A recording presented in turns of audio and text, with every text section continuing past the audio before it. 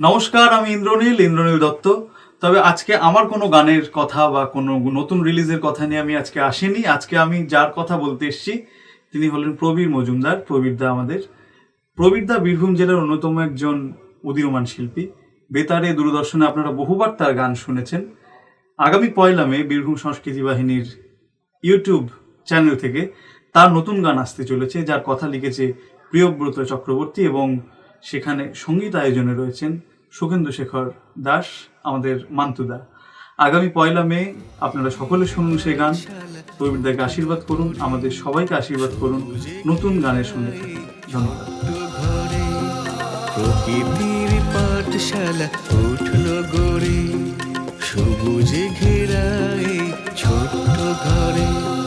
প্রকৃতির পাঠশালা উঠলো গড়ে।